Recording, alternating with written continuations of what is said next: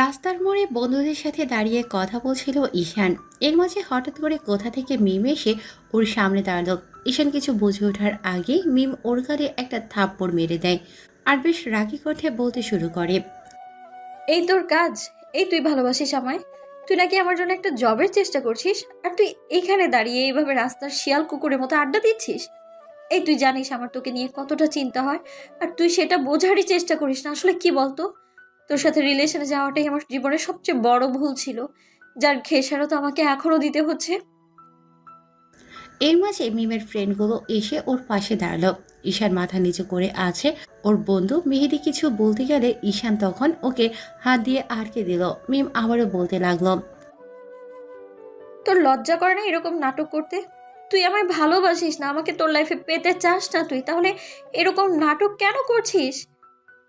তোকে বলেছি জোর করে আমি তোর লাইফে থাকতে চাই, এসেছি আমি। তুই সব সময় আমায় কষ্ট দিস। আসলে কি বলতো, জীবনের সবচেয়ে বেশি বড় ভুলটা করেছি কি, তোকে ভালোবেসে, জানিস? তোকে ভালোবাসার মতো পাপ আমি দ্বিতীয়টা আর করিনি। আমার বান্ধবীরা ঠিকই বলে তুই আমার যোগ্যই নোস, নইলে তুই আমার সব কথাকে এমন উপহাসের মতো উড়িয়ে দিতি না। আমি তোকে বারবার বলেছি তুই আমার সাথে কোনো রকম মজা করবি না, আমায় এড়িয়ে যাওয়ার চেষ্টা করবি না, তুই বারবার সেটাই করিস। ঈশান কোনো কথা বলছে না, মাথা নিচু করে আছে। মেহেদি বারবার কিছু বলতে চাইছে আর ঈশান ওর হাত ধরে ওকে আটকে দিচ্ছে। ঈশান কথা বলছে না দেখে মিম আবারও বলতে লাগলো। আসলে আমি কি ভেবেছিলাম বলতো, তোর মতো একটা ভালো গরিব ছেলেকে ভালোবাসবো, যার মনটা অনেক সুন্দর হবে, যার মনে সব সময় আমি থাকবো, সে শুধু আমায় ভালোবাসবে আর আমি তাকে। কিন্তু তুই তো আমায় ভালোবাসিস না, উল্টো সব সময় কষ্ট দিস তুই আমায়। আমার জীবনের সবচেয়ে বড় ভুল ছিল তোর মতো একটা ছেলেকে পছন্দ করা, কিন্তু কেউ কি করব বল? আমি কি জানতাম তুই এরকম একটা বাজে স্বভাবের? তুই একটা বার চেষ্টাও করিস না আমাকে নিজের লাইফে জড়িয়ে নেয়ার। আসলে আমার বান্ধবীরা ঠিকই বলে তোর মধ্যে কোনো কাণ্ডজ্ঞান নেই। তুই আমাকে মিথ্যে বলে এইখানে এসে এদের সাথে আড্ডা দিচ্ছিস। তুই বলিস তুই চাকরির ইন্টারভিউ দিতে আসছিস, এই তার নমুনা। আমার না ভাবতেই অবাক লাগছে যে তুই আমাকে এরকম ভাবে মিথ্যে বলিস। আমার বান্ধবীরা ঠিকই বলে আসলে ছোট লোক সবসময় ছোট লোকই হয়, তাদের কোনো কাণ্ডজ্ঞান থাকে না। আমি তোর জন্য কারোর সামনে মুখ দেখাতে পারি না, তোকে নিয়ে কোথাও দাঁড়াতে পারি না আমি, কারণ কি জানিস? কারণ তোর কোনো অ্যাবিলিটি নেই আমার পাশে দাঁড়ানোর মতো। হ্যাঁ, তুমি ঠিকই বলেছ। আমি ছোট লোক, আমার কোনো যোগ্যতা নেই তোমার পাশে দাঁড়ানোর। সেজন্য আমি তোমার সাথে রিলেশনে যত দূরে থাক, তোমার সামনেও যেতাম না। কিন্তু তুমি সেটা বুঝতে চাওনি, তখন তুমি বুঝতে পারোনি আমার মতো একটা ছোট লোকের সাথে তুমি থাকতে পারবে না, তুমি আমার সাথে মানিয়ে নিতে পারবে না। তাহলে এখন কেন এসব কথা বলছো? হ্যাঁ, ঈশান কথাগুলো বলে শেষ করতে পারল না। তার আগে আবারও ঠাস ঠাস করে ওর গালে দুইটা থাপ্পড় মেরে বসলো মিম। বলতে লাগলো। তোর লজ্জা করে না এরকম কথা বলতে? একে তো অন্যায় করেছিস, তার উপর আবার এরকম কথা বলছিস।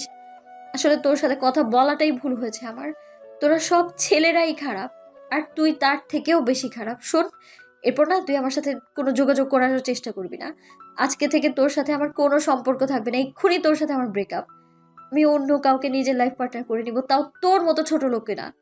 মিম কথাগুলো বলে হন হন করে সেখান থেকে চলে গেল। আর ঈশান মিমের চলে যাওয়ার দিকে তাকিয়ে রইল। এবার মেহেদি এসে ওর কাঁধের ওপর হাত রেখে বলল। তুই মিমকে ভালোবাসিস, তাহলে আটকালি না কেন? নিজে আটকাবি না ভালো কথা, আমাকে বলতে দিলি না কেন? ভালোবাসি, তা যেতে দিয়েছি। আচ্ছা বল, কাউকে কি কখন আটকে রাখা যায়? যায় না, তাই না? কাউকে আটকে রাখা গেলেও তার মনটাকে আটকে রাখা যায় না। তেমনভাবে আমি কখনোই পারবো না মিমকে আমার কাছে আটকে রাখতে। আমার কোনো যোগ্যতা নেই ওকে আটকানোর। ও তো ঠিকই বলেছে, আমার কোনো অ্যাবিলিটি নেই ওর পাশে দাঁড়ানোর। ও আমাকে নিয়ে কোথাও যেতেও পারবে না, না ওর বান্ধবীদের কখনো বলতে পারবে আমাকে নিয়ে, না সমাজের কাছে মাথা উঁচু করে বাঁচতে পারবে। সব সময় সবার কাছে ওকে ছোট হতে হবে আমার জন্য। জানিস তো, আমি ওর একটা কথা আজ অব্দি রাখতে পারিনি, একটা চকলেট পর্যন্ত ওকে গিফট করতে পারিনি। আমার অবস্থাটা এমন, তার উপর ও সবসময় বলতো আমাকে একটা জবের ব্যবস্থা করতে। কিন্তু তুই তো জানিস, আজকে 6টা বছর যাবৎ আমি জবের চেষ্টা করছি, তারপরও সেটা পাওয়া হয়ে উঠছে না। আমাদের মতো ফ্যামিলির ছেলেদের না সমাজে মাথা উঁচু করে বাঁচাটাই অন্যায়। ছাড়ো সব কথা। তারপর তো তুই ওকে ভালোবাসিস। ওকে ছাড়া বাকিটা জীবন থাকবি কি করে? তুই একটা জবের চেষ্টা কর না বন্ধু। যাক, যাক না চলে। বললাম তো, থাকতে পারবে না আমার সাথে মিম। এমন হয় কষ্ট হবে, তারপরও সেটা সহ্য করে নিতে পারবো। কিন্তু সারা জীবন এসব কথা আমি শুনতে পারবো না। ও ঠিকই বলেছে, আমি ছোট লোক, আর ছোট লোকদের ভালোবাসার কোনো যোগ্যতা থাকে না রে দোস্ত। ঈশান কথাগুলো বলে সেখান থেকে হাঁটা ধরল। মেহেদি ফ্যাল করে ওর দিকে তাকিয়ে রইল। ঈশান গ্রামের একটা নিম্নবিত্ত ফ্যামিলির ছেলে। পড়ালেখার জন্য আব্বু আম্মুকে নিয়ে শহরে আসছিল। আব্বু সামান্য একজন দিনমজুর, তাই ঈশানের পড়ালেখার খরচটা চালাতে গিয়ে হিমশিম খেতে হয়। তারপরও ঈশান সবটা মেনে নিয়েছে, তাই অনেকগুলো টিউশনি করায়। টিউশনি করিয়ে সেখান থেকে যা পায় তা দিয়ে মোটামুটি চলে যায়। 6টা মাস যাবৎ মিমের সাথে ঈশানের রিলেশন চলছে। ওদের রিলেশন শুরু হওয়ার আরও 6টা মাস আগে থেকে মিম ওর পিছনে ঘুরছে, কিন্তু ঈশান ওকে বারবার বারণ করেছিল এই পাগলামিটা না করতে। কারণ ঈশান জানত ধনী গরিবের রিলেশন হওয়াটা কখনোই সম্ভব না। কিন্তু মিমের পাগলামির কাছে ঈশানকে বারবার হার মানতে হয়।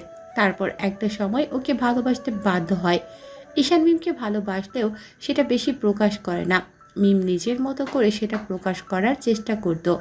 অন্যদিকে ঈশান জানতো মিম ওর সাথে কখনোই থাকতে পারবে না, আর না হ্যাপি হতে পারবে। ঈশান জানে একটা সময় এমনটা হতোই, তাই আর মিমকে আটকানোর চেষ্টাও করেনি। ঈশান নিজেই চাইতো মিম ওর থেকে দূরে গিয়ে ভালো থাক, আর আজকে হয়তো সেটাই হয়েছে। তো ঈশান বাসায় গিয়ে বিছানায় গা এলিয়ে দেয়, তখন আম্মু এসে ওর পাশে বসে ওর কপালের উপর হাত রেখে বলে,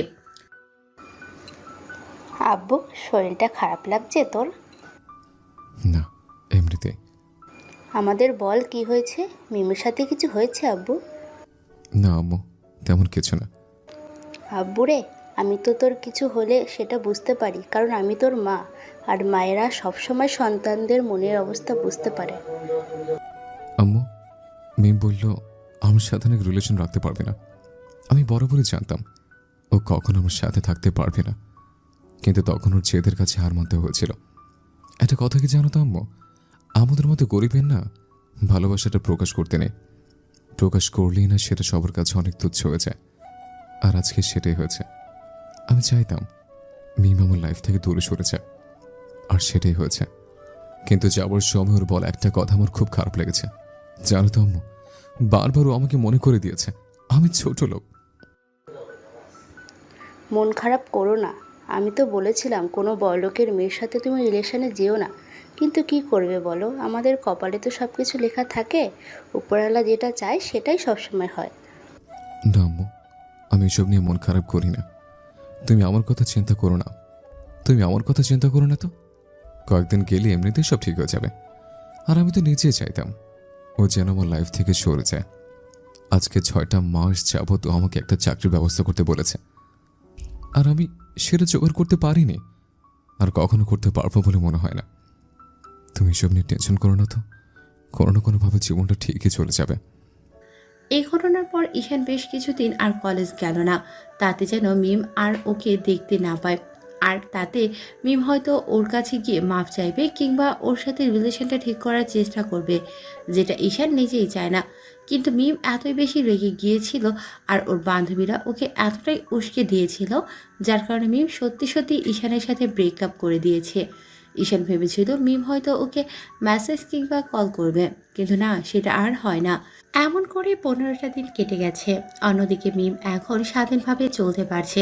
ওর মনে হয় ও মুক্ত স্বাধীন পাখি, কিন্তু মাঝে মধ্যে ঈশানের কথাগুলো মনে পড়লে বেশ খারাপ লাগে। শত হলেও একটা সময় ছেলেটাকে ভালোবাসতো, হয়তো সেজন্যই তো একটা মাস ঈশান আর কলেজেই যায়নি, যাতে মিমের সাথে অন্তত দেখা না হয়। 1 মাস পর ওদের পরীক্ষার ডেট দিলে মেহেদি বিষয়টা ঈশানকে জানায়।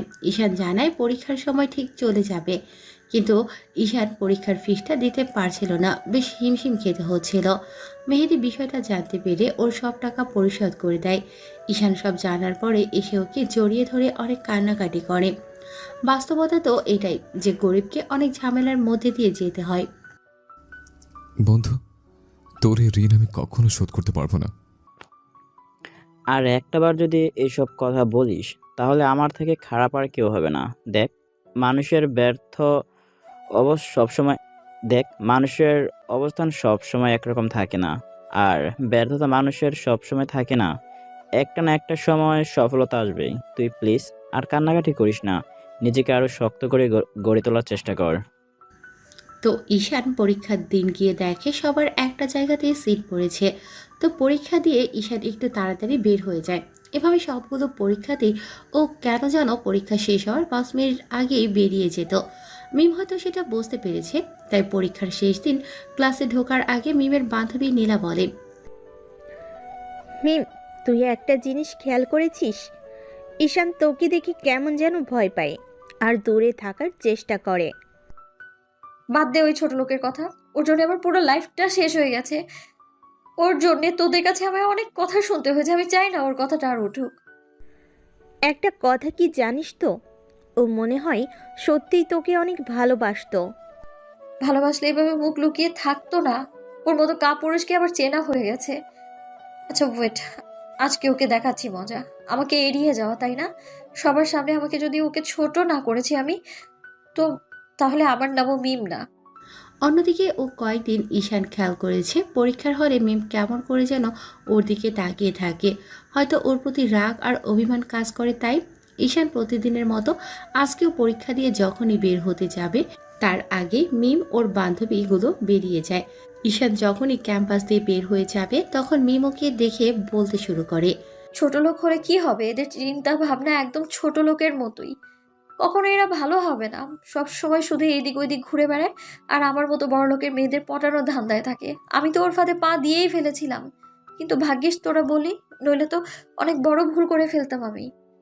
মিমের কথাতেই ঈশান ওর দিকে তাকায়। মিম ভাবে ঈশান হয়তো ওর সামনে গিয়ে প্রতিবাদ করবে, কিন্তু ঈশান সেটা না করে ওর দিকে ফ্যাল করে তাকিয়ে রইল। মিম ইচ্ছে মতো উস্কানো কথা শোনাতে লাগলো। ঈশান শুধু একটা মুচকি হাসি দিয়ে সেখান থেকে চলে গেল।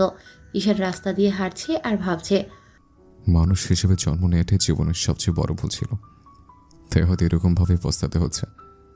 আমার গল্পটা তো অন্যরকম হতে পারত, আর 10টা স্বাভাবিক বড়লোকের মতো তাদের ঘরে জন্ম নিতে পারতাম। কিন্তু না, পরীক্ষা দেওয়ার জন্য এরকম একটা ব্যর্থতা আর অসহায়ত্বের মধ্যে জন্ম নিয়েছে। এখন লাইফের বাস্তব পরিস্থিতিটাকে মোকাবেলা করতে করতে অবস্থা খারাপ হয়ে যাচ্ছে। আমরা না চাইলেও অনেক কিছু করতে পারি না, কারণ আমরা যে করি, আমাদের ভালোবাসতে নেই, আশাটা বড় রাখতে নেই, স্বপ্ন তো দেখতে নেই, সেটা অন্যায়। পরীক্ষা শেষে ঈশান আর কলেজে যাচ্ছিল না। মিম ভেবেছে ঈশান হয়তো ওই দিনের জন্য মন খারাপ করে আছে, তাই কলেজ যাচ্ছে না। কিন্তু ঈশান এখান থেকে ট্রান্সফার নিয়ে অন্য একটা জায়গায় চলে গেছে। আব্বু আম্মুকে সাথে নিয়ে অন্যত্র চলে গেছে। ঈশান জানে যতদিন এখানে থাকবে আর যতবার মিমের সাথে ওর দেখা হবে ততবার মিম ওকে ছোট করে কথা বলবে, বারবার মনে করিয়ে দেবে ও ছোট লোক। ঈশানের এসব খুব বেশি খারাপ লাগে, তাই ভেবেছে এখানে আর থাকবে না। তাই তো ট্রান্সফার নিয়ে অন্য কোথাও চলে গেছে। পরীক্ষার রেজাল্ট পর্যন্ত দিয়ে দিয়েছে এবং রেজাল্টের দিনও ঈশান আসলো না। মিম লক্ষ্য করে দেখে কলেজের সবচেয়ে ভালো রেজাল্টটা ঈশান করেছে। ভেবেছে দিনরাত দিয়ে পড়াশোনা করেছে, তাই হয়তো। তারপর যখন সবাই মাস্টার্সে ভর্তি হয়ে গেল তখন মিমের বেশ অবাক লাগছিল। ও ভাবছিল, আচ্ছা তাহলে ঈশান কি পড়ালেখাটা বাদ দিয়ে দিল? না না, সেটা কি করে হয়? ও তো আবার বলেছিল আর যাই হোক ও পড়ালেখাটা শেষ করবে। তাহলে আগে এভাবে বাদ দিয়ে দিল কেন? আর যদি তাই না করতো তাহলে আমাকে ওকে তো একটাবার হলে দেখতাম, একটাবারও তো দেখতাম আমি। কি রে, কি এত ভাবছিস বলতো? না কিছু না। তুই যে ঈশানের কথা ভাবছিস সেটা আমাকে বলতে হবে না। আমি খুব ভালো করেই জানি তুই ঈশানের কথা ভাবছিস, কিরে বুঝলি? কারণ তুই ওকে ভালোবাসিস সেজন্য। তুই যখন ভালোবাসিস তাহলে এমন করে ব্রেকআপ করে বারবার অপমান করলি কেন? একটাবার তো বোঝার চেষ্টা করতে পারতি ও হয়তো তোর যোগ্য নয়, কিন্তু ও তোকে ভালোবাসতো। আর রিলেশনে প্রথমে ও তো তোর লাইফে আসতে চায়নি, তুই নিজেই জোর করে ওর লাইফে গিয়েছিলি। হ্যাঁ গিয়েছিলাম, ভেবেছিলাম একটা সহজ সরল ছেলেকে ভালোবাসবো যে আমায় বোঝার চেষ্টা করবে। কিন্তু ও আমাকে বোঝার চেষ্টা করা তো দূরে থাক, আমাকে ভালোবাসা তো দূরে থাক, আমাকে সবসময় আমাকে অসম্মানের মুখে ফেলেছে। আর ওর জন্য আমি আমার বান্ধবীদের কাছে পর্যন্ত মুখ দেখাতে পারিনি। সবার কাছে আমায় ছোট হতে হয়েছে, কথা শুনতে হয়েছে আমায়। ভালোবাসলে এসব কোনো ম্যাটার করে না। তুই ওকে যদি সত্যি ভালোবাসতি তাহলে এসব কথা মাথাতেই রাখতি না, কিন্তু তুই ওকে ভালোবাসিস না, তোর ওকে ভালো লাগতো, সেজন্য তোর এখন এসব কথা মনে হচ্ছে। তুই কি বলতে চাইছিস আমি ওকে ভালোবাসি না? তাহলে ও আমাকে ভালোবেসেছে বল। যদি তাই হতো তাহলে এভাবে মুখ লুকিয়ে চলে যেতে পারতো না। কে বলেছি ও চলে গেছে? ও তোর অপমানটা সহ্য করতে না পেরে নিজেকে তোর কাছ থেকে দূরে সরিয়ে নিয়েছে।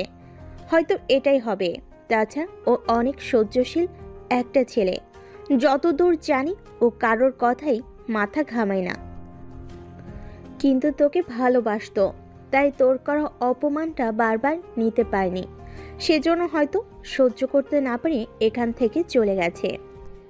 গেছে ভালো হয়েছে, ছাড় তো এইসব কথা। ও এখানে থাকলে বান্ধবীদের কাছ থেকে আমাকে আরো আজে বাজে কথা শুনতে হতো। চলে গিয়ে ভালোই করেছে, ওর সাথে তো আর দেখা হবে না। এটা ভালোবাসা হতে পারে না। ভালোবাসার নমুনাটা এমন নয়। আসলে তুই ওকে ভালোবাসিস না, সেটা একটা সময় বুঝতে পারবি। আর ওকে কতটা কষ্ট দিয়েছিস যখন সেটা তুই বুঝতে পারবি, তখন তোর নিজের কাছেই খারাপ লাগবে। কেটে গেছে মাঝে 6টা মাস। এই 6টা মাসে মিম একটু একটু করে ঈশানকে অনেক বেশি মিস করতে শুরু করেছে। মিম বুঝতে পারছে ঈশান ওর লাইফের কতটা জুড়ে ছিল। মিম যখন যেভাবে ঈশানকে ওর সাথে দেখা করতে বলতো, ঈশান তখন সেভাবেই দেখা করার চেষ্টা করত, মিমকে সময় দেওয়ার চেষ্টা করত। তারপরও ঈশানের পক্ষে যেন সবটা করা সম্ভব ছিল না, কারণ ঈশানের অর্থনৈতিক অবস্থা মিমের থেকে অনেক বেশি ছোট। ঈশান কোথাও যেন একটা বাধা পেত মিমের সাথে নিজেকে মানিয়ে নিতে, তাই কোনো না কোনোভাবে নিজেকে সরিয়ে নেওয়ার চেষ্টা করছিল। ঈশান জানে মিম কখনোই ওর সাথে হ্যাপি থাকতে পারবে না, তাই ওর থেকে দূরে সরে যাওয়ার চেষ্টা করছিল। আর মিমও যেন সেটাকে আরও সহজ করে দিয়েছিল। এই ঘটনাটা ঈশানের কাছে এতটাই খারাপ লেগেছে, যার জন্য এই শহর ছেড়ে চলে গেছে। আর মিম এখন বুঝতে পেরেছে মিম ওর কর্মকাণ্ডে কতটা কষ্ট পেয়েছে, যার জন্য এভাবে চলে গেছে। শেষ পর্যন্ত নীলার কথাটাই ঠিক হয়ে গেছে। ও বুঝতে পেরেছে এখন ঈশানকে কতটা মিস করে আর কতটা ভালোবাসে সেটা হয়তো জানে না, কিন্তু ঈশান ওর লাইফে কতটা জুড়ে ছিল সেটা মিমের আর বুঝতে বাকি নেই। প্রত্যেকটা রাতে মিম ঈশানের কথা ভাবে। ওর মনে হয় ওর জীবনের সবচেয়ে বড় ভুল করেছে ওরকম একটা সহজ সরল মানুষকে লাইফ থেকে হারিয়ে ফেলে। প্রতিদিনের মতো আজও বিছানায় শুয়ে মিম কথাগুলো ভাবছিল। আমি কি জীবনের সবচেয়ে বড় ভুলটা ঈশানকে ভালোবেসে করেছি, নাকি ওকে নিজের লাইফ থেকে সরিয়ে দিয়ে করেছি আমি? যদি ওর সাথে ব্রেকআপ করে খুশি থাকি, তাহলে এখন ওর কথাটা আমার এত মনে কেন পড়ে? এত বেশি ওকে মিস কেন করি? কিসের জন্য ওকে নিয়ে সবসময় ভাবি? তাহলে কি নীলার কথাটাই ঠিক? আমি ওকে সত্যিই ভালোবাসি? তাহলে তো তখন কেন মনে হয়নি যে ঈশানের সাথে ব্রেকআপ করেছিলাম, তখন কেন মনে হয়নি ওকে ছাড়া থাকতে পারবো না, কষ্ট হবে আমার? এখন আমার প্রতিটা দিন কিভাবে কাটে ওই পাগলটাকে ছাড়া। আমি যে আর দূরে থাকতে পারছি না ওকে ছাড়া। এতটা দূরে আমি কি করে থাকবো নিজের জীবন থেকে, যাকে এতটা ভালোবাসি আমি? নিজের জন্যই আমি ওকে হারিয়ে ফেলেছি। কি করব আমি? বান্ধবীরা বারবার এত উল্টাপাল্টা কথা বলছিল, যেটা আমি সহ্য করতে পারতাম না। কিন্তু সত্যি কি আমি ওকে নিজের লাইফ থেকে সরিয়ে দিয়ে ভালো আছি? আমি তো ভালো নেই। তাহলে তখন কেন বুঝতে পারিনি ওকে ছাড়া থাকতে পারবো না? এখন বুঝেই বা কি লাভ হবে? ও তো আমার থেকে অনেক দূরে চলে গিয়েছে। কিন্তু ঈশান কি আমার সত্যি ভালোবাসতো? যদি বাসতো তাহলে আমার ছেড়ে এতটা দূরে যেত না। মিম আর কিছু ভাবতে পারছিল না, সবকিছু ওর মাথার জটলা পাকিয়ে দিচ্ছিল। মিমের ভাবতেই কষ্ট হচ্ছে, যে মানুষটাকে ও ভালোবাসতো তাকে নিজেই দূরে সরিয়ে দিয়েছে। এখন নিজের কাজের জন্য নিজেকে বেশি অপরাধী মনে হচ্ছে। প্রত্যেকটা দিনের মতো পরদিনও মিম কলেজে গিয়ে মন খারাপ করে বসে আছে। তখন নীলা বিষয়টা বুঝতে পেরে ওর সামনে এসে দাঁড়ায় আর বলে, এখন মন খারাপ করে আছিস কেন? এখন বুঝতে পারছিস তো ঈশানকে তুই কতটা ভালোবাসিস, ও তোর লাইফের কতটা জুড়ে ছিল। নীলার কথায় মিম একটা অসহায়ভাবে ওর দিকে তাকালো। মিমের চোখে পানি টলমল করছে। নীলা বলতে লাগলো, এখন কান্না করে আর বুঝে কি লাভ বল? ঈশান সেই কবেই এই শহর ছেড়ে চলে গেছে। তোকে কে বললো? তুই কি করে জানতে পারলি? ঈশানের একটা ফ্রেন্ডের কাছ থেকে শুনেছি, বলো ও নাকি পরীক্ষা দিয়েই এখান থেকে চলে গেছে। সব আমার জন্য হয়েছে। আমি ওকে জোর করে ওখান থেকে তাড়িয়ে দিয়েছি আমি। ঈশান আমার কথাতে কষ্ট পেয়ে এখান থেকে চলে গেছে। আমি কেন তখন বুঝতে পারিনি ওকে, কিন্তু এখন হাড়ে হাড়ে টের পাচ্ছি আমি ওকে কতটা চাই।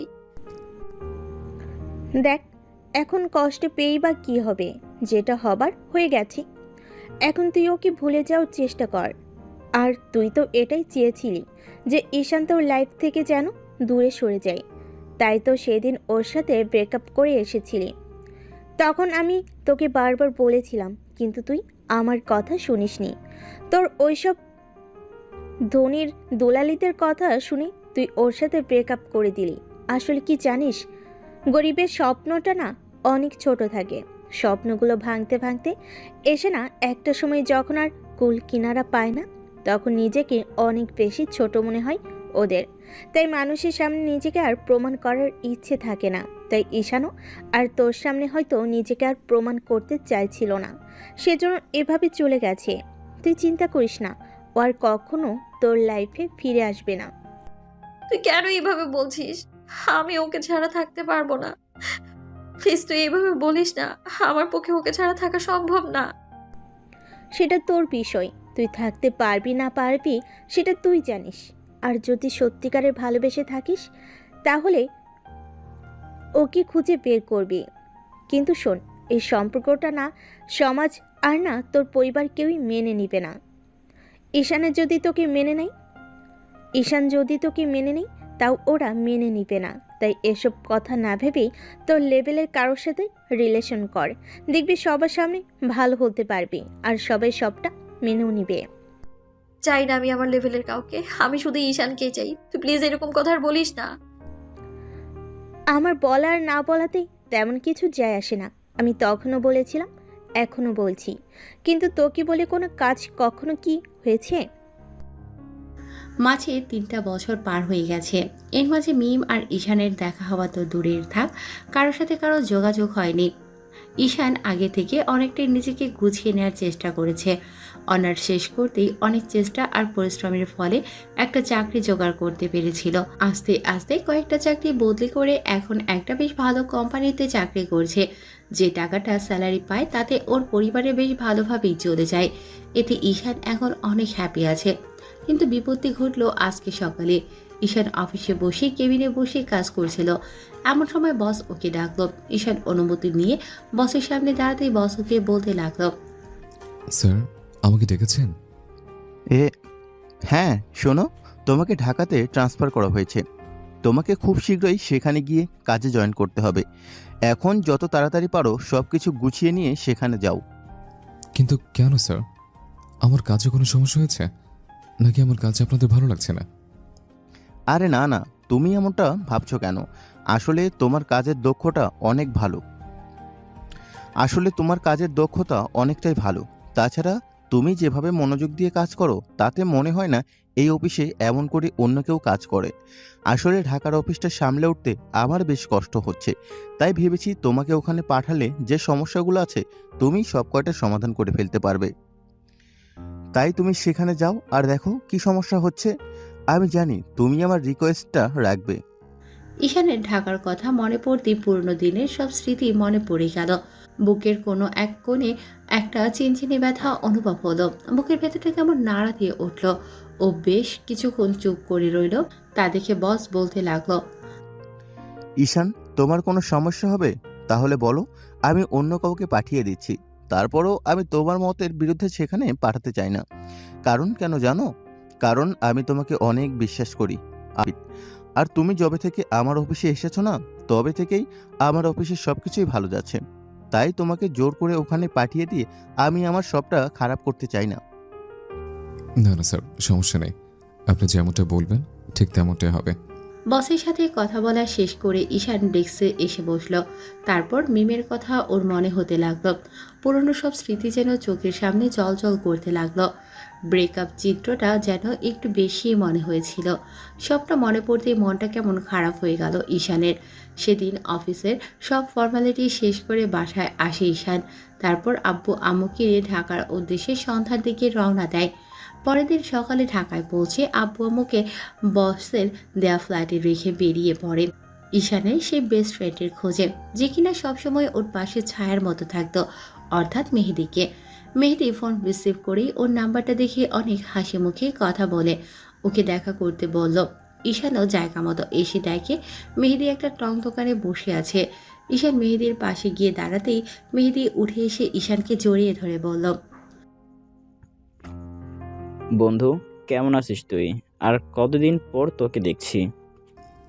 আলহামদুলিল্লাহ ভালো। তোদের কেমন চলছে? আর তোকে তো পুরো সাহেব সাহেব লাগছে রে। সাহেব আমাকে নয়, তোকে লাগছে। তা বল, আন্টি আঙ্কেল কেমন আছে? আর বিয়ে টিয়ে করছিস নাকি? আব্বু আম্মু ভালো আছে। আর বিয়ের কথা বলছিস? ওসব কে করবে আমাকে? শোন, এই বেশ আছে। তাছাড়া আমাদের মতো ছেলেকে কেউ বিয়ে করতে চাইবে না। কিন্তু তোর কি হালচাল? তুই বিয়েটা করেছিস? হ্যাঁ, বাসা থেকে কথা চলছে, কয়েকদিনের মধ্যেই হয়তো হয়ে যাবে। তাহলে তো ঢাকাতে ফিরে এসে ভালোই করেছে। তোর বিয়ের দাওয়াত খেতে পারবো। ইনভাইট করবি তো নাকি? নাকি গরিব বলে জানাবি না? এখন কিন্তু খুব খারাপ হয়ে যাবে। এক থাপ্পড়ে সব দাঁত ফেলে দিব, বুঝতে পারবি কেমন লাগে বাজে ছেলে একটা।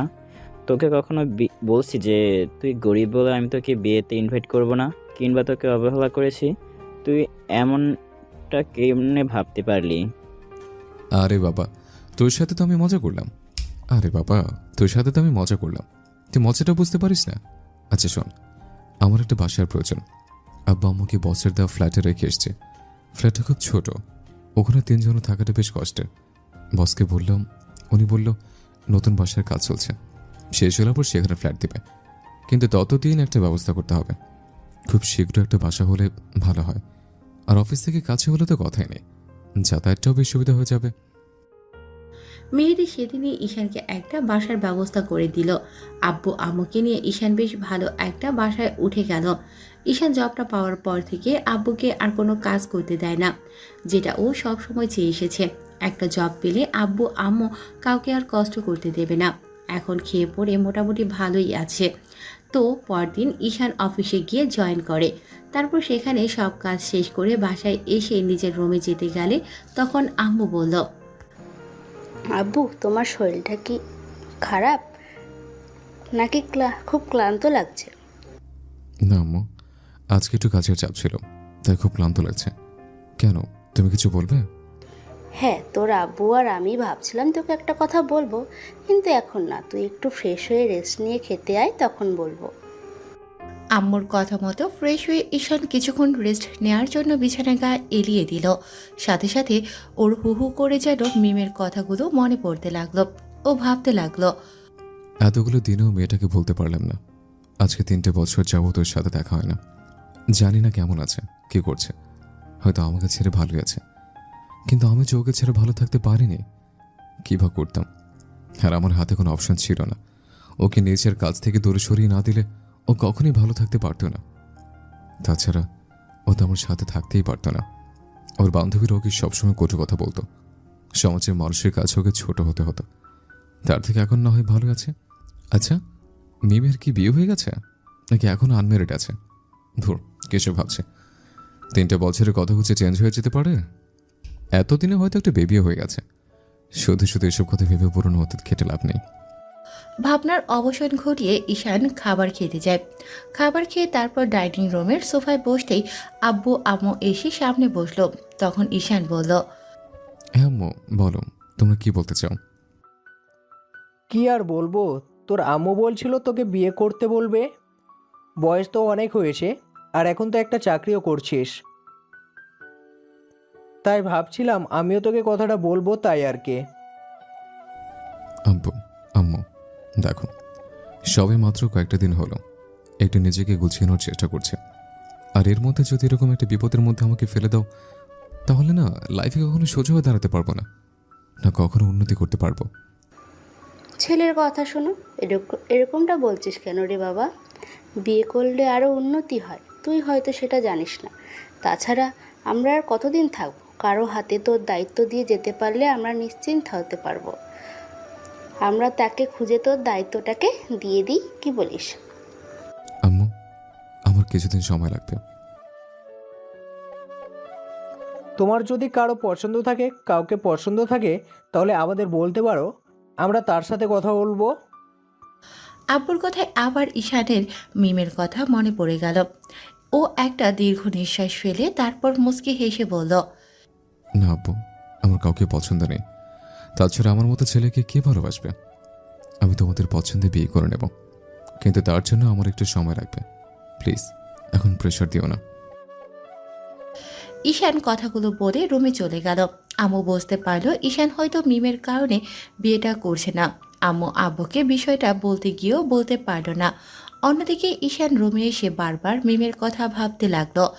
এভাবে পুরো একটা সপ্তাহ কেটে গেল। এর মাঝে ঈশান মানানোর চেষ্টা করে নিয়েছে, ভেবেছে ওসব কথা না ভাবাই ভালো। যেটা পুরোটা দিনে চলে গেছে সেটা না তেমন করে ছেড়ে দেয় ভালো। তো মাসখানেকের মধ্যে মেহেদির বিয়েটা ঠিক হয়ে যায়। আর মেহেদি ঈশানকে বলে ওর বিয়ের সব দায়িত্ব ঈশানকে নিতে হবে। ঈশানও বন্ধুর বিয়ে ভেবে সব দায়িত্বটা নিয়েই নেয়। 7 দিন যাবৎ ভীষণ খাটাখাটুনি করে পুরো পাগল হয়ে যাচ্ছে ঈশান, তারপরও যেন কাজ শেষ হচ্ছে না। অবশেষে আজকে মেহেদির বিয়ে, তাই ঈশানেরও এখন একটু কাজের চাপ কমেছে বলে একটু বিয়ে বাড়িতে সবার সাথে সময় দিতে পারছে। বিকেলে বর নিয়ে ঈশানরা বেরিয়ে পড়ে।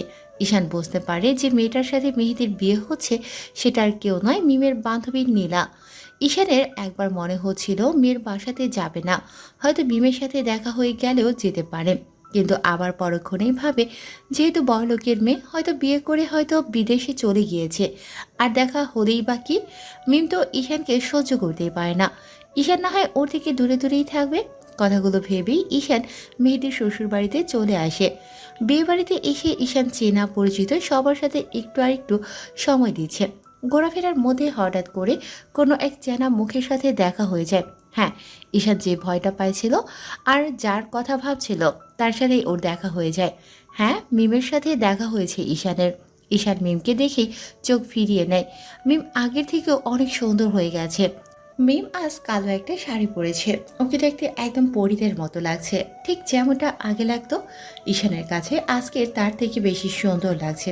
আর আজকে 3টা বছর পর দেখার পর বুকের পাশটায় কেমন যেন একটা অদ্ভুত রকমের ব্যথা অনুভব হলো।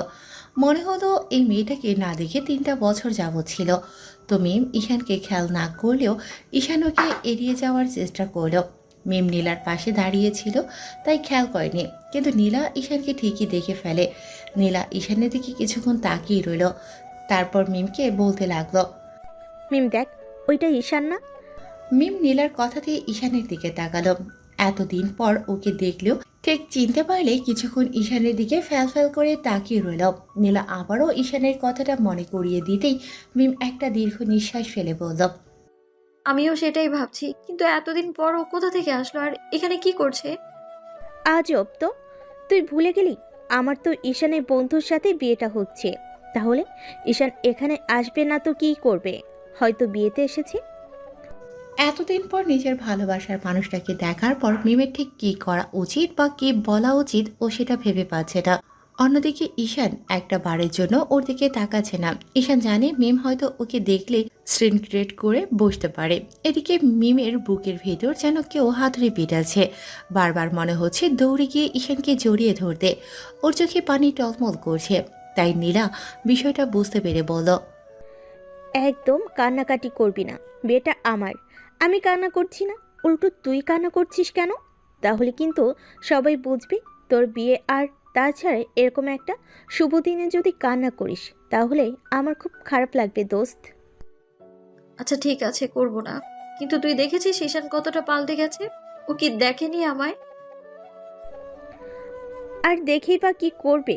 তুই তো চেয়েছিলি তোর লাইফ থেকে দূরে চলে যাকো, আর তুই নিজেও ওর সাথে ব্রেকআপ করে দিয়েছিস। তাহলে ওই সারা জীবন কি সিঙ্গেল থাকবে নাকি? দেখ এতদিনে বিয়ে করে নিয়েছে কিনা, কিংবা অন্য কারোর সাথে রিলেশনে গেছে কিনা। নীলার কথায় মিম অসহায়ভাবে ওর দিকে তাকিয়ে রইল। মিমের প্রচুর পরিমাণে কান্না পাচ্ছে। এবার নীলা বলতে লাগলো, একদম কান্নাকাটি, একদম কিন্তু কান্নাকাটি করবি না, তাহলে কিন্তু থাপ্পড় মারবো, ইডিয়েট কোথাকার। শোন, এটা তো আমি তোকে জাস্ট বললাম, ও এমন ছেলে না। ও ও তো তোকে অনেক বেশি ভালোবাসতো। আমার মনে হয় না ও বিয়ে করেছে কিংবা কারোর সাথে রিলেশনে গেছে। তুই জানিস এতগুলো দিন পর ওকে দেখার পর আমার কেমন লাগছে? আমার মনে হচ্ছে আমি নিজের ভেতর প্রাণটাকে ফিরে পেয়েছি। তাহলে দেরি করছিস কেন? গিয়ে কথা বল ওর সাথে। আর দেখ, কোনো রকম সিনক্রিয়েট করিস না, এটা বিয়ে বাড়ি, তাহলে কিন্তু অনেক ঝামেলা হয়ে যাবে। মিম মাথা ঝাঁকিয়ে উত্তর দিয়ে ঈশানের দিকে যেতে লাগলো। ঈশান ওর বন্ধুকে বারবার বলছিল যে মিম যদি ওর দিকে আসে যেন ওকে আগে থেকেই সতর্ক করে দেয়। মিমকে আসতে দেখে ঈশানের বন্ধু ওকে বিষয়টা বলেই ঈশান সেখান থেকে চলে যেতে লাগলো। মিম বুঝতে পারলো ঈশান হয়তো টের পেয়ে গেছে ও ঈশানের দিকে যাচ্ছে, তাই ওকে এড়িয়ে যাওয়ার চেষ্টা করছে। এর মাঝে বিয়ের কার্যক্রম শুরু হয়ে যায়। ঈশান বারবার মিমের থেকে দূরে যাওয়ার চেষ্টা করছে, আর মিম ততবারই ওর কাছে যাওয়ার চেষ্টা করছে। ঈশান বুঝতে পারছে মিম হয়তো ওকে অপমান বা কোনোভাবে ছোট করতে চাইছে, তাই ঈশান যতটা সম্ভব ওকে এড়িয়ে যাওয়ার চেষ্টা করছে। ঈশান সবসময় কেমন ব্যস্ত থাকার চেষ্টা করছে, বারবার ঈশানকে এড়িয়ে যাওয়ার চেষ্টা করছে। দিনটা যেন কোনোভাবে কেটে গেল, আর এর মাঝে মেহেদি আর নীলার বিয়েটাও শেষ হয়ে গেছে। তারপর কন্যা বিদায়ের সময় মিমের একটা ফ্রেন্ড ওর মাধ্যমে ঈশানকে অনেক রিকোয়েস্ট করে একটা জায়গায় ডেকে আনে। তখন ঈশান বলল, কি হলো? আপনি এখানে আমাকে ডেকে আনলেন যে? আপনি কে আর কি বলবেন বলেন তো? ভাই, আপনার সাথে একজন দেখা করতে চাই, প্লিজ একটু কথা বলেন ওর সাথে। কিন্তু কে? আর আপনি এইভাবে আমাকে ডেকে আনলেন কেন? দেখেন, এটা বিয়ে বাড়ি। এখানে আপনার সাথে এইভাবে কথা বললে কিংবা অন্য কারোর সাথে কথা বললে সেটাকে ভালোভাবে দেখবে না। যা বলার তাড়াতাড়ি বলুন। ঠিক আছে ভাইয়া, আমি ওকে পাঠিয়ে দিচ্ছি।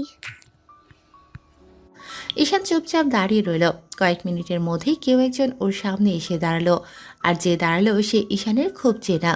ঈশান মিমকে দেখেই মাথাটা নিচু করে নিল, সাথে সাথে মিমের চোখ দিয়ে দুফোঁটা অশ্রু গড়িয়ে পড়ল। মিমের এই মুহূর্তে ঈশানকে খুব শক্ত করে জড়িয়ে ধরতে ইচ্ছে করছে, তারপরও নিজেকে কন্ট্রোল করে রেখেছে। মিম জানে ঈশানের উপর কতটা রেগে আছে। আজকে 3টে বছর পর ঈশানকে ও দেখেছে, এখন ওর কি বলা দরকার বা কি বলবে ঠিক হবে সেটা মিমের মাথাতে কাজ করছে না। ঈশান মাথা নিচু করে আছে, তাই নীরবতা ভেঙে মিম নিজেই বলল, কেমন আছো? জি, ভালো। জিজ্ঞেস করবে না আমি কেমন আছি? কিছু মানুষ সবসময় ভালো থাকে, তারা কখনো খারাপ থাকতে পারে না। আমি ভালো নেই ঈশান, আর সেটা কেন জানো? কোনো প্রয়োজন মনে করি না। তাছাড়া আপনি ভালো থাকবেন কিনা সেটা এখন তো আপনার ব্যক্তিগত ব্যাপার, এটা আমার জানার কোনো প্রয়োজন নেই। এখনো কি তুমি ভালোবাসো আমায়? কখনো কাউকে ভালোবাসিনি, তাহলে এখনই বা বাসতে যাবো কেন? হ্যাঁ, বাসি, সেটা বিয়ের পর বউকে বাসবো। রাগ করে আছো আমার উপর? কেন? আর কি কারণে আপনার উপর রাগ করবো? আর আপনি কে এখন আমার? আমি তো তোমার। মিম কথাটা বলতে গিয়েও বলতে পারল না, কোথা থেকে যেন একটা বাধা কাজ করলো। ঈশান বুঝতে পারল মিম আবারও পুরনো সেই কথাগুলো উঠাতে চাইছে, তাই ঈশান ওকে এড়িয়ে যাওয়ার জন্য বলতে লাগলো, এইসব বলার জন্য আমাকে ডেকেছেন? যদি তাই হয়ে থাকে তাহলে আমার এসব শুনতে ভালো লাগবে না, তাই আমি চলে যাচ্ছি। অন্য কিছু বলা থাকলে আপনি বলতে পারেন। প্লিজ একটু সময় দাও আমায়। কেন? আপনার হাজব্যান্ড বয়ফ্রেন্ড আপনাকে সময় দেয় না? তার সাথে সময় দিন। আমার মতো একটা ছোট লোকের সাথে কেন সময় দিবেন? সেই পুরনো কথাগুলোকে মনে রেখেছো তুমি? ভুলে যাওয়ার মতো তো কিছু করেননি, তাহলে মনে রাখবো না কেন? ঈশান, সব কি আবার আগের মতো করে নেওয়া যায় না? কিসের কথা বলছেন আমি বুঝতে পারছি না। এত বেশি ঘৃণা করো আমায়? কি জন্য? আপনি কি এমন করেছেন যার জন্য আপনাকে ঘৃণা করব? দেখুন, এসব কথা শুনতে আমার ভালো লাগছে না, আমি গেলাম। ঈশান কথাগুলো বলে সেখান থেকে চলে গেল। মিম বারবার ওকে ডাকতে লাগলো, তারপরও ঈশান দাঁড়ালো না। ঈশানের খুব রাগ লাগছে ওর সাথে এসব বিষয়ে কথা বলতে। ঈশান ভেবেছিল মিম ওকে অপমান করবে, সেজন্য হয়তো ওকে এখানে ডেকেছে, কিন্তু না, মিম সেটা করলো না। যাবার সময় ঈশান খেয়াল করেছে মিম ওর দিকে তাকিয়ে বারবার চোখ মুছছিল, কিন্তু ঈশানের না আজকে আর কান্না আসে না। ওকে দেখার পর খারাপ লাগছে ঠিকই, পুরোনো দিনের কথাগুলো সব মনে পড়ে গেছে। তারপরও আজকে মনে হচ্ছে এটা হবারই ছিল। সব ফর্মালিটি শেষ করে ঈশান বাসায় চলে যায়। তারপর গিয়ে ফ্রেশ হয়ে কোনো রকমে বিছানায় গা এড়িয়ে দিতেই মিমের কথাগুলোই মনে পড়তে লাগলো। আর বারবার মনে হতে লাগলো। ওর স্মৃতিগুলো হয়তো কখনোই মন থেকে যাবে না। 6টা মাসের পুরো মনে জেগে বসেছিল। ভালোবাসতে চায়নি, জোরপূর্বক আমার লাইফে এসেছিল। তারপর একটা সময় ভালো না বেশি থাকতে পারিনি। আর এখন ভোলা তো দূরে থাক, মন থেকেই সরাতে পারি না। আসলে ভালোবাসা হয়তো এমনই হয়। পরদিন নীলা আর মেহেদির রিসেপশনের অনুষ্ঠান ছিল, কিন্তু ঈশান কোনো রকম ওর বাসায় গিয়ে মেহেদির সাথে দেখা করে শরীর খারাপের বাহানা দিয়ে চলে আসে। ঈশান জানে এখানে মিম অবশ্যই আসবে, আর যেহেতু একবার ওকে দেখেছে আর নীলার বান্ধবী সেহেতু তো আসবেই, তাই ঈশান আর সেখানে না থেকে বাসায় চলে আসে। অন্যদিকে মিম মেহেদিদের বাসায় এসে নীলাকে বারবার জিজ্ঞেস করছিল ঈশান এসেছিল কিনা। তখন নীলা বলে, এবার তো দেখেছিলাম, তোর ভাইয়ের সাথে দেখা করলো, তারপর মনে হয় চলে গেছে। নীলার কথায় মিমের বেশ খানিকটা খারাপ লাগে। মিম মাথাটা নিচু করে। নীলা ওকে বলল যেন মন খারাপ না করে। নীলা পরে ঈশানের সাথে দেখা করিয়ে দেওয়ার কথা বলে তাতে মিম যেন মন খারাপ না করে। এভাবে 15টা দিন কেটে গেছে। এর মাঝে মিমের বারবার ঈশানের সাথে কথা বলতে ইচ্ছে করছিল, আরেকটা ওর লাইফে ফিরে যেতে। কারণ মিম এখন খুব ভালো করে জানে ঈশান ওর লাইফে কতটা জড়েছিল। ঈশানকে ছাড়া মিমের পক্ষে থাকা সম্ভব না, তাই মিম চাচ্ছে ঈশানের কাছে একটাবার মাপ চেয়ে সবটা ঠিক করে নিতে। কিন্তু ওর সাথে যোগাযোগ করে উঠতে পারছে না। মিম শেষমেশ অনেক ভেবে চিনতে ও বুঝতে পারে ঈশানের সাথে যোগাযোগ করার একটাই মাধ্যম আছে, আর সেটা হচ্ছে মেহেদি। ঈশানের সাথে যদি কেউ কথা বলিয়ে দিতে পারে কিংবা দেখা করিয়ে দিতে পারে, সেটা হচ্ছে ঈশানের ফ্রেন্ড মেহেদি। মেহেদি তার বেস্ট ফ্রেন্ড, যে করেই হোক ওনার কাছ থেকে আমার ঈশানের কন্ট্যাক্ট নাম্বার বা ফেসবুক আইডিটা নিতে হবে, তাহলে হয়তো ওর সাথে দেখা করতে পারবো। যে করেই হোক আমার ঈশানকে চাই। আমার লাইফে কতটা জুড়ে ছিল সেটা শুধু আমি এখন বুঝতে পারছি। মিম নীলার বাসায় অর্থাৎ মেহেদির বাসায় চলে যায়। তারপর গিয়ে নীলার সাথে বেশ কিছুক্ষণ আড্ডা দেয়। দুপুরে মেহেদি লাঞ্চ করতে আসলে তখন মিমের সাথে দেখা হতেই মেহেদি বেশ খানিকটা অবাক হলেও পরে ওর সাথে বেশ ভালোভাবে কথা বলছিল। কথা বলার একটা পর্যায়ে মিম বলতে লাগলো, আচ্ছা ভাইয়া, একটা কথা বলবো। শালিকা দুলাভাইকে কিছু বলবে, তার জন্য আবার পারমিশন নেওয়া লাগে? বলো, কি বলবে? ভাইয়া, আপনার ফ্রেন্ড ঈশানের কি কোনো রিলেশন আছে কিংবা বিয়ে করেছে? কেন হঠাৎ এই প্রশ্ন কেন? ভাইয়া বলেন না, বলে কি এমন সমস্যা? না, তুমি ওকে ছেড়ে যাওয়ার পর ঈশান কোনো রিলেশনেও যায়নি, আর আজ অবধি ও বিয়েও করেনি। ওর আব্বু আম্মু ওকে বিয়ের জন্য চাপ দিচ্ছে। ও বলছে বিয়েটা করবে কিছুদিন গেলে। মেহেদির কথায় মিম যেন একটা হাফ ছেড়ে বাজলো। তারপর কিছুক্ষণ চুপ করে থেকে বলতে লাগলো, ভাইয়া, আপনার বন্ধুর নাম্বারটা কিংবা ফেসবুক আইডিটা আমায় দিবেন? হঠাৎ ফোন নাম্বার আর ফেসবুকেরই চাইছো কেন? আবার কি অপমান করার ইচ্ছে আছে নাকি? মেহেদির কথায় মিমের চোখে পানি টলমল করতে লাগলো। আর কিছু বুঝে ওঠার আগে মিম ফুপিয়ে ফুপিয়ে কান্না করে উঠল। ও বারবার চোখ মুছতে লাগলো। তখন মেহেদি ওর দিকে একটা টিস্যু এগিয়ে দিয়ে বলতে লাগলো, আপু, তুমি কান্না করো না। দেখো, এটা আমি বলতে চাইছিলাম না, কিন্তু তুমি ব্রেকআপের পর ওর সাথে যখন যেভাবে দেখা হয়েছে, তখন সেখানেই সেভাবেই ওকে অপমান করেছো, সবার সামনে ছোট করেছো। তাই আজকে কথাটা বলতে বাধ্য হলাম। ভাইয়া, আপনি আমাকে ভুল বুঝছেন। আমি তখন ভুল করেছি ওকে নিজের থেকে সরিয়ে দিয়ে, কিন্তু এখন আমি সেটা বুঝতে পারছি। প্লিজ আপনি আমায় ভুল বুঝবেন না। আমি অনেক বড় অন্যায় করেছি। আমার সহজ সরল ভালোবাসার মানুষটাকে আমি লাইফ থেকে সরিয়ে দিয়ে এখন সেটা শাস্তি পাচ্ছি আমি। আজকে 3টা বছর যাবত আমি ঘুমোতে পারি না। প্রতিটা রাতে শুধু ঈশানের কথাই মনে পড়ে আমার। আমার বালিশগুলো সাক্ষী আমি ওর জন্য কতটা কান্না করেছি। প্লিজ ভাইয়া, আপনি আর এইভাবে আমায় বলবেন না। খুব কষ্ট হচ্ছে আমার। আমি বুঝতে পেরেছি ও এতগুলো দিনে কতটা কষ্ট পেয়েছে, আর ও এখন আমায় ভালোবাসে, যার জন্য কোনো রিলেশনে যায়নি আর অন্য কাউকে বিয়েও করেনি। প্লিজ ভাইয়া, আপনি ওর সাথে একটু যোগাযোগ করার ব্যবস্থা করে দিন। আমি ওকে খুব করে চাই এখন। কিন্তু ঈশান আর তোমাকে নিজের লাইফে চাইবে না। ও তোমাকে ভালোবাসলেও আর লাইফে নিতে চাইবে না। কেন জানো? ও ভয় হয় তোমাদের মতো বড় লোকদের সাথে রিলেশনে যাওয়া তো দূরের থাক, তাদের দিকে তাকায় পর্যন্ত না। ও তো তখন তোমার সাথে প্রথমে রিলেশনে যাইতে চায়নি, কিন্তু তোমার পাগলামিতে যেতে বাধ্য হয়েছিল, আর শেষ পর্যন্ত তোমাকে ভালোবেসেছিল। আর সেই কষ্ট এখনো পাচ্ছে। এর মাঝে নীলা এসে দেখলো মিম কান্না করছে। ওদের কথা দূর থেকে শুনে নীলা এসে এবার মিমের পাশে বসতে বসতে বলল, তুমি কি গো আমার বান্ধবীটাকে কাঁদাচ্ছ কেন? মিম, তুই একদম কাঁদিস না। তোর ভাইয়া ঈশানের সাথে যোগাযোগ করার ব্যবস্থা না করে দিলেও আমি তোকে নিয়ে যাব ওর কাছে। তুমি একদম বাজে একটা ছেলে, সবসময় আমার সাথে তো মজা করোই, আজ আমার বান্ধবীটার সাথেও কোলে, তাই না? নীলা, আমি কোনো মজা করছি না, যেটা সত্যি সেটাই বলছি। এতে যদি কেউ কষ্ট পায় তাহলে তার জন্য আমি দায়ী নই। আচ্ছা ঠিক আছে, তুমি যদি ঈশানের সাথে যোগাযোগ করতে চাও তার জন্য ঠিকানাটা নিতে পারো। আমি ওর নাম্বার আর ফেসবুকের আইডিটা তোমাকে দিচ্ছি। তুমি ওর সাথে যোগাযোগ করো, কিন্তু আমার মনে হয় না খুব বেশি লাভ হবে। ভাইয়া আমি শুধু ওকেই চাই, যে কোনো কিছুর বিনিময়ে আমি শুধু ঈশানকেই চাই। ওকে ছাড়া আমি আর এক মুহূর্ত থাকতে পারবো না। আপনি যা বলবেন আমি তাই করব। ও যদি তোমাকে ভালোবেসে নিজের করে নেয় তাহলে সেটা ওর একান্তই ব্যক্তিগত ব্যাপার। এই বিষয়ে আমি কিছু বলতে পারবো না। তুমি আমার কাছে ওর সাথে যোগাযোগ করার জন্য বলেছো, আমি তোমাকে সেই ব্যবস্থাটা করে দিচ্ছি, কিন্তু এর থেকে বেশি আমাকে বলো না। নীলা অনেকক্ষণ যাবৎ মিমকে বোঝালো। মিম সেদিন বাসায় গিয়ে বারবার ভাবতে লাগলো ঈশানের সাথে কিভাবে কথা বলবে। ওর সাথে কথা বলার মতো মুখ মিমের নেই, তাই ভাবলো ফেসবুকে একটা ফ্রেন্ড রিকোয়েস্ট দেবে, কারণ ঈশানের আগের নাম্বার আর ফেসবুক আইডিটা ডিঅ্যাক্টিভ করে দেয়া হয়েছে। তো মিম ঈশানের ফেসবুক আইডিতে ফ্রেন্ড রিকোয়েস্ট পাঠালো, কিন্তু ঈশান অ্যাকসেপ্ট করছিল না।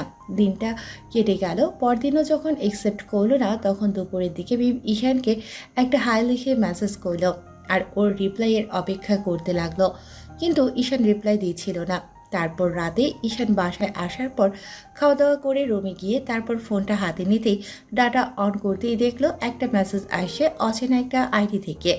ও মেসেজটা সিন করে রেখে দিতে গিয়েও আবার কেন জানি উত্তরটা না দিয়ে পারল না। হ্যালো। কেমন আছো? জি, ভালো। আপনি কেমন আছেন? এতক্ষণ ছিলাম না, কিন্তু তোমার সাথে কথা বলার পর হয়েছি। মানে ঠিক বুঝলাম না। আর আপনি কে বলেন তো? আপনি কি আমাকে চেনেন যেভাবে কথা বললেন? ধরে নাও না, অনেকদিন ধরে চিনি, আর খুব কাছে থেকে চিনি, আর তোমাকে খুব করে নিজের করে পেতে চাই। আপনার কথা আমার কেমন যেন লাগছে। প্লিজ বলেন আপনি কে? আপনি কি আমাকে চেনেন নাকি এমনিতে মজা করছেন? আমরা দুইজন দুইজনকেই খুব ভালোভাবে চিনি, আর তুমি আমাকে খুব কাছ থেকে চেনো। নাম বললে ভালো হতো।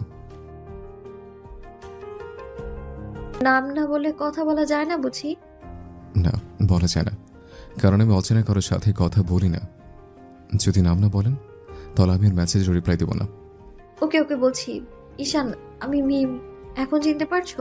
মিমের নামটা শোনার সাথে সাথেই ঈশান কিছুক্ষণের জন্য স্তব্ধ হয়ে গেল। মিম আবারও বলতে লাগলো, এত সহজেই ভুলে গেছো? মনে রাখার মতো কিছুই করেন নেই। রাগ করে আছো আমার উপর? না, কিসের জন্য রাগ করবো? আমি জানি তুমি কতটা রাগ করে আছো, প্লিজ রাগ করে থেকো না, একটা বার আমায় মাফ করে দাও। আচ্ছা, আমি বুঝতে পারছি না আপনি বারবার কেন আমার কাছে মাপ চাইছেন আর সে আগের কথাগুলো তুলছেন। আপনার যদি অন্য কিছু বলা থাকে আপনি বলতে পারেন, তো এসব কথা বলবেন না প্লিজ। ঈশান, কথা যে আমায় বলতেই হবে। আমি জানি তুমি আমার উপর রাগ করে আছো, আমি তোমার উপর অনেক বেশি অন্যায় করে ফেলেছি। ঈশান কোনো কথা বলল না, চুপ করে রইল, আর কোনো রিপ্লাইও দিল না। বারবার মেসেজটার দিকে তাকাতে লাগলো। ঈশান বুঝতে পারছে মিম হয়তো ওইসব কথা ওকে বারবার মনে করিয়ে দিতে চাইছে, কিন্তু কিসের জন্য এরকমটা করছে ও সেটাই বুঝতে পারছে না। ঈশানের রিপ্লাই না পেয়ে মিম বলতে লাগলো, ঘৃণা করো আমায়? ঘৃণা করার মতো তো কিছু করেননি, তাহলে ঘৃণা করবো কিসের জন্য? আমি জানি কতটা রাগ করে আছো আর কতটা ঘৃণা করো আমায়। ঈশান, একটা বার কি আমায় মাফ করে দেওয়া যায় না? কি মুশকিল? আমি মাফ করো না করে আপনার কি আসে যায়? আপনি কি এমন অন্যায় করেছেন যে আপনাকে মাফ করতে হবে? কারণ আমি তোমায় ছেড়ে গিয়ে অনেক বেশি কষ্ট দিয়েছিলাম, এমনকি বারবার অপমানও করেছিলাম আমি। এতদিনে আমি ওসব কথা ভুলে গেছি, আর আমি মাফ করাতে না করাতে কিচ্ছু আসে যায় না। সেটা না হয় বাদ দিলাম ঈশান, আমাকে কি একবার মেনে নেওয়া যায় না?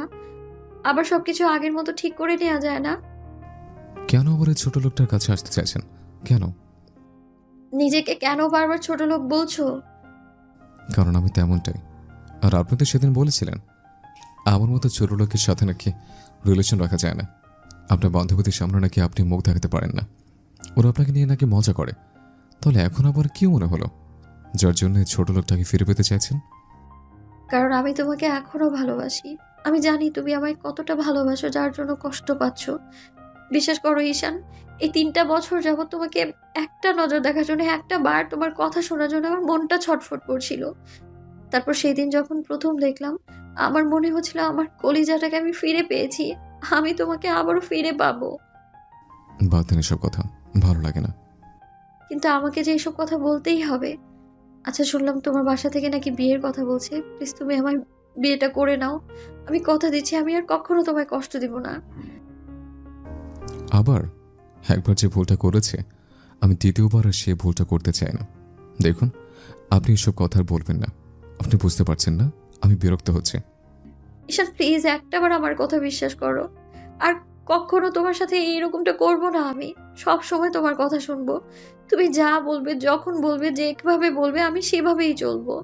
তুমি আমায় শুধু তোমার বাসার কাজের মেয়ে করে রাখো, সেভাবেই থাকবো আমি। যদি না খাইয়ে রাখো তারপরেও কোনো অভিযোগ করবো না। তারপরেও শুধু একটাবার আমায় মেনে নাও। তুমি বলো না আমায় কি করতে হবে, আমি তাই করব। আমার একটা কথা রাখবেন? বলো না কি করতে হবে, আমি সেটাই করব। ভুলে আমাকে আর মেসেজ বা কল করবেন না। আমি বুঝতে পারছি আপনি কেন আমার লাইফে আসতে চাইছেন। দেখেন, আমার লাইফের আপনার কোনো জায়গা নেই, আর বেঈমানদের আমি কখনো মাফ করি না। প্লিজ আর এসব কথা বলবেন না, তাহলে আমি আবার ওই শহর ছেড়ে চলে যেতে বাধ্য হব। প্লিজ এইভাবে বলো না। আমি অনেক বড় ভুল করেছি, সেজন্য তুমি আমায় এত বড় শাস্তি দিও না। আমি তো বললাম তুমি আমায় যা শাস্তি দেবে আমি মাথা পেতে নেব। ঈশান, আমি কি খুব বেশি বড় ভুল করে ফেলেছি যার জন্য আমায় ক্ষমা করা যায় না? ভুল কার না হয় বলো, মানুষ মাত্রই তো ভুল। তাহলে তুমি আমায় মাফ করতে কেন পারছো না?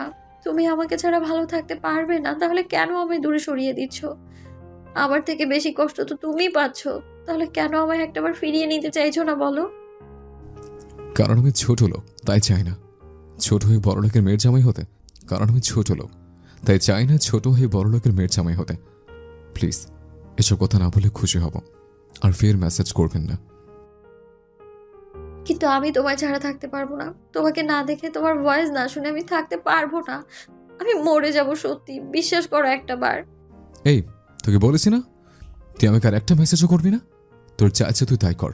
মরে যাবো বললি মরা যায় না, এতটা সহজ না মরে যাওয়া, যেটা তুই বলছিস। একদিন তোর মনে পড়েনি? এখন যে দেখলে তোর পাশে দাঁড়ানোর মতো কেউ এখন নেই, তখন আমাকে প্রয়োজন হলো। আমি তোকে কখনোই মাফ করবো না। তোর মতো বেঈমানকে আমার লাইফ আর ফিরিয়ে নিতে চাই না। ঈশান, আমি সত্যি মরে যাব, প্লিজ বিশ্বাস করো। তোমার ছাড়া একদম বাঁচতে পারবো না আমি। বললাম তো, তোর যা ইচ্ছা তাই কর, তবু আমাকে মেসেজ করবি না। মিম বারবার ঈশানকে মেসেজ করতে লাগলো, কিন্তু ও আর কোনো রিপ্লাই দিচ্ছিল না।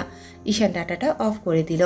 মিম বারবার ওকে অফলাইনে ফোন দিতে লাগলো, কিন্তু ঈশান কলটা রিসিভ করছিল না। সারা রাত সেদিন মিম ঘুমোতে পারল না, কান্নাকাটি করলো। বারবার ভাবতে লাগলো ঈশান হয়তো ওকে কখনোই মেনে নেবে না। পরদিন পুরোটা দিন ঈশানের মনটা খারাপ ছিল। অন্যদিকে মিম সারাদিন কান্নাকাটি করছে। ওর আব্বু আম্মু ওকে বুঝিয়েছে, বারবার বলেছিল ঈশানের বাসায় গিয়ে ওর সাথে কথা বলবে, কিন্তু ঈশান নিজেই চায় না মিম ওর লাইফে ফিরে যাক। তাতে সারা জীবন ওর মনে হবে মিম একটা সময় ওকে ছোট লোক বলে অপমান করেছিল, আর যে মেয়েটা কিনা ওকে কষ্ট দিয়ে একবার চলে গেছে তার আশাটা ঈশান অনেক আগেই ছেড়ে দিয়েছে। তাই ঈশান আর ওকে ফিরিয়ে নিতে চায় না। তো সেদিন রাতে আবারও ঈশান একটা কাজের জন্য অনলাইনে যেতেই দেখতে পেল মিমের অনেকগুলো মেসেজ, আর কি যেন একটা ছবি পাঠিয়েছে। তাই ঈশান সেটা না দেখে পারল না। ওর ফটোটা চেক করতেই দেখলো মিম ওর হাত কাটার ছবি দিয়েছে, হাতে ব্লেডের অসংখ্য দাগ, যেটা দেখে বোঝা যাচ্ছে খুব কষ্ট থেকে আর খুব অনুশোচনা থেকে এরকমভাবে কেটেছে। মনে হচ্ছে একটা জায়গায় হাজারো দাগ পড়ে গেছে। ঈশানের বুকের ভেতরটায় কেমন ধক করে উঠল। ও তাড়াহুড়ো করে মিমকে মেসেজ করলো। এই, তুমি কি পাগলামি করছো? কেন এরকম পাগলামি করলে বলো তো? আমি তো এই কথাগুলো এমনিতেই বলেছে। আমি জানি তুমি ওটা মন থেকেই বলেছো। আচ্ছা ঈশান, আমার সাথে কি একটু কথা বলতে পারবে প্লিজ? একটু কলটা ধরো। শেষবারের মতো তোমার সাথে একটু কথা বলতে চাই। আমার শেষ ইচ্ছেটা অন্তত পূরণ করো। মিম একটা হাসির ইমোজি দিয়ে লিখেছে। মিম মেসেজ শেষ করার আগেই ঈশান ওই নম্বরে কল দিল। সাথে সাথে মিম কলটা ধরে জোরে জোরে একটা শ্বাস নিল আর বলতে লাগলো, এখন বিশ্বাস হলো তো তোমায় ভালোবাসি কিনা, তোমার জন্য মরতে পারি কিনা। ঈশান, জানো এখনো কেন কল দিতে চেয়েছি? তুমি কেন এরকম পাগলামি করতে গেলে? আমি তো তোমাকে কষ্ট দেওয়ার জন্য এরকম কথা বলেছে। আমি তোমার উপর রাগ করে নেই। প্লিজ পাগলামি করো না। এক্ষুনি তোমরা আমার কাছে যাও আর আমাকে বলো তোমাকে হসপিটালে নিয়ে যাবে। প্লিজ মিম, আমি তোমাকে সত্যি মেনে নেব। দেখো তুমি পাগলামি করো না প্লিজ। না, তুমি সবটা মন থেকে বলেছো। আচ্ছা ঈশান, শুনবে না আমি কেন তোমার শেষবারের মতো কল করতে বলেছি? তোমার ভয়েসটা শোনার জন্য, আর তুমি আমায় কতটা ভালোবাসো সেটা বোঝার জন্য। আচ্ছা, আমার না কথা বলতে খুব কষ্ট হচ্ছে, মেসেজ করতে পারতাম না, তাই তোমায় কলটা করতে বলেছি। তুমি ভালো থেকো, আর পারলে আমার মতো বেঈমানকে মাফ করে দিও, কেমন? মিম প্লিজ আমার কথা শোনো, পাগলামি করো না। এক্ষুনি ডাক্তারের কাছে যাও। তোমার কাছে হয়ে গেলে আমি বাঁচতে পারবো না মিম। তুমি জানো না আমি একমাত্র তোমার জন্য আজ অব্দি কোনো রিলেশন করিনি, কাউকে বিয়ে করিনি। শুধু আমার একটা বিশ্বাস ছিল তুমি হয়তো আমার লাইফে ফিরে আসতে পারো। প্লিজ পাগলামি করো না, আন্টির কাছে ফোনটা দাও। আমার না বাঁচতে ইচ্ছে করছে না ঈশান। আমার নিজের কাছে নিজেকে অনেক বেশি ছোট মনে হচ্ছে। আমার মনে হচ্ছে আমি আমার ভালোবাসাটাকে নিজের জন্যই হারিয়ে ফেলেছি অনেক আগেই। চাইলেও আর সেই মানুষটাকে আমি ফিরে পাবো না। প্লিজ পাগলামি করো না, আমার কথা শোনো। আমি সত্যি তোমাকে বিয়ে করে নেব। তোমার আব্বু যদি তোমার বিয়েটা আমার সাথে নাও দেয়, তারপরও আমি তোমাকে বিয়ে করব। দরকার পড়লে আমি তোমাকে নিয়ে পালিয়ে যাব। তো পাগলামি করো না, তোমার কিছু হয়ে গেলে আমি থাকতে পারবো না। ঈশান, আমার না খুব কষ্ট হচ্ছে, কথা বলতে পারছি না। শেষবারের মতো একটাবার আমায় ভালোবাসি বলবে? আমি না সত্যি অনেক ভালোবাসি তোমায়। এই 3টা বছর আমি সেটা রিয়েলাইজ করতে পেরেছি। হ্যাঁ, আমি তোমাকে সত্যি অনেক ভালোবাসি। প্লিজ এখন ডক্টরের কাছে যাও। দেখো তোমার কিছু হয়ে গেলে আমি বাঁচতে পারবো না পাগলি। মিম আর কোনো কথা বলতে পারছিল না। ওর নিঃশ্বাসটা বন্ধ হয়ে আসছিল। ঈশান কি করবে ভেবে পাচ্ছে না। বারবার মিমকে ফোন দিচ্ছিল, কিন্তু মিম আর রিসিভ করছিল না। একটা সময় ঈশান উপায় না পেয়ে মেহেদিকে ফোন দেয়। তারপর সবটা বললে মেহেদি মিমের বাসায় যোগাযোগ করে। তারপর ওর আম্মুকে বলতে ওরা মিমের রুমে গিয়ে দেখে মিমের হাত থেকে অনবরত রক্ত পড়ছে। মিম অনেক আগে সেন্সলেস হয়ে পড়েছে। মিমের আম্মু ওকে তাড়াহুড়ো করে হসপিটালে নিয়ে যায়। একটু পর ঈশান হসপিটালে গিয়ে দেখে মিমকে অপারেশন থিয়েটারে নেওয়া হয়েছে। ঈশান গিয়ে দাঁড়াতেই মিমের আব্বু আম্মু ওকে দেখে কান্না করে দিল। আর ঈশান বলতে লাগলো, আন্টি, আঙ্কেল, আমার মিম কেমন আছে বলেন না, প্লিজ বলেন। ও ঠিক হয়ে যাবে। ওর কিছু হয়ে গেলে না আমি বাঁচতে পারবো না।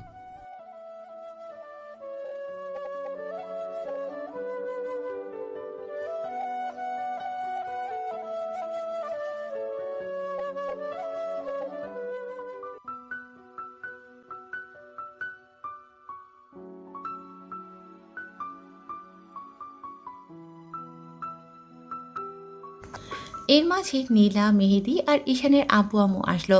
তখন ঈশান মেহেদিকে জড়িয়ে ধরে কান্না করে দিল আর বলতে লাগলো, দেখেছিস মেহেদি, এতদিন পর আমার মিমের সাথে দেখা হওয়ার পরও আমি কি হারিয়ে ফেলতে যাচ্ছে।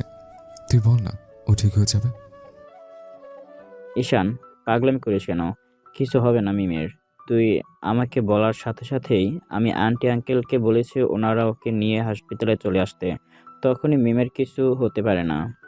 আধ ঘন্টা পর ডক্টর বেরিয়ে আসে। ঈশান হসপিটালে এসেছে দেখে কান্না করেই চলেছে।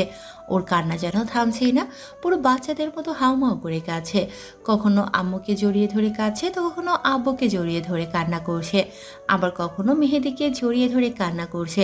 তো ডক্টর বেরিয়ে আসতেই মিমের আব্বু বলতে লাগলো, ডক্টর, আমার মেয়ে ঠিক হয়ে যাবে তো? আপনারা টেনশন করবেন না, ঠিক সময়ে ওনাকে হসপিটালে আনাতে ওনার তেমন কোনো ক্ষতি হয়নি, কিন্তু অনেক ব্লাড বেরিয়ে গিয়েছিল, যেটা আমরা ঠিক সময়ে দিতে পারাতে ওনার ক্ষতি হয়নি। কিছুক্ষণের মধ্যে ওনার জ্ঞান ফিরে আসবে। বিকেলের দিকে মিমের জ্ঞান ফিরে আসলে আব্বু আম্মু ওর সাথে দেখা করতে যায়, কিন্তু মিম কারোর সাথে কথা বলছিল না। একটা পর্যায়ে মিমের আব্বু আম্মু বেরিয়ে গিয়ে ঈশানকে কেবিনে পাঠিয়ে দিল। ঈশান গিয়ে দেখলো মিম আধশোয়া হয়ে বসে আছে। ঈশানকে দেখে মিম মাথাটা নিচু করে নিল, তারপর চোখের পানি ফেলতে লাগলো। এবার ঈশান বলতে লাগলো, এমনটা কেন করলে বলো? খুব বেশি দরকার ছিল এরকম পাগলামি করার? যদি কিছু হয়ে যেত তোমার? তুমি তো বিশ্বাস করো না আমি তোমায় ভালোবাসি, তাই প্রমাণ দিলাম কতটা ভালোবাসি আমি তোমায়। তোমার কিছু হয়ে গেলে কি খুব বেশি ভালো থাকতাম? কি হতো আমার?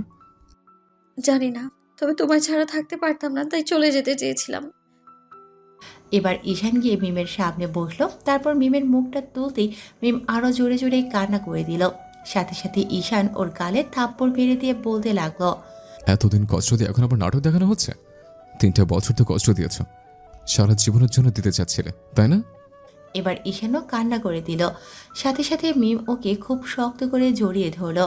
মিম ঈশানের শার্টটা খামচে ধরে বলতে লাগলো, যত পারো মারো, বকো, কষ্ট দাও, তারপরেও আমায় ছেড়ে যেও না। থাকতে পারবো না আমি তোমায় ছাড়া।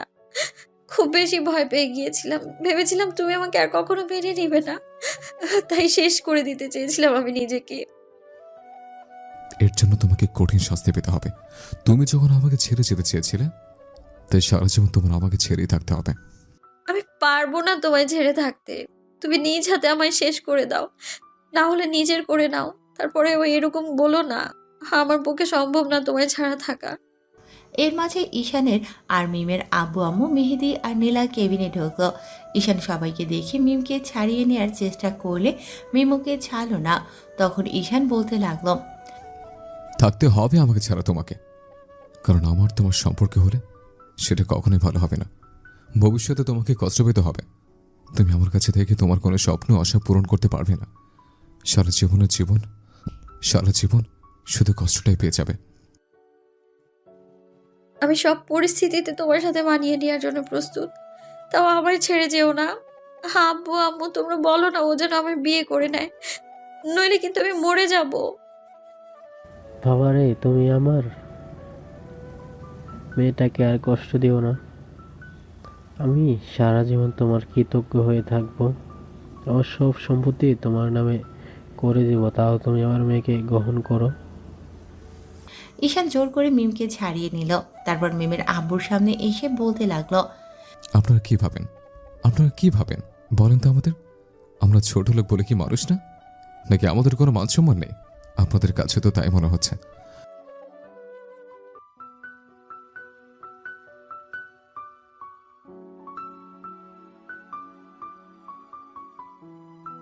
ঈশান কোনো কথা বলল না। আব্বু আম্মু মিমের আব্বু আম্মুর সাথে কথা বলে নিল। মিমের আব্বু ঈশানের আব্বু আম্মুকে রিকোয়েস্ট করতেই ওরাও আর দ্বিধা করলো না। এমনিতেই ওরা ঈশানের বিয়েটা দিতে চাইছিল। আর আম্মু জানতো ঈশান মিমকে ছাড়া কতটা কষ্টে আছে, ওকে ছাড়া সারা জীবন কতটা কষ্টে থাকবে। আম্মু জানে ঈশান প্রতিটা রাতে কান্না করে। একটা মা তার সন্তানের কষ্টের দিক বুঝতে পারে। ঈশানের আম্মু আব্বুকে সবটা বলতেই আব্বু বিয়েতে আর অমত করলো না। দুই পরিবার চাইছিল 1 সপ্তাহ পরে মিম সুস্থ হলে দুজনে বিয়েটা দিতে, কিন্তু মিমের কান্নাকাটিতে হসপিটালে শেষ পর্যন্ত ওদের বিয়েটা হলো। কাজী সাহেব চলে যেতে মিমের আব্বু আম্মু বেশ কিছুক্ষণ ঈশানকে বোঝাতে লাগলো।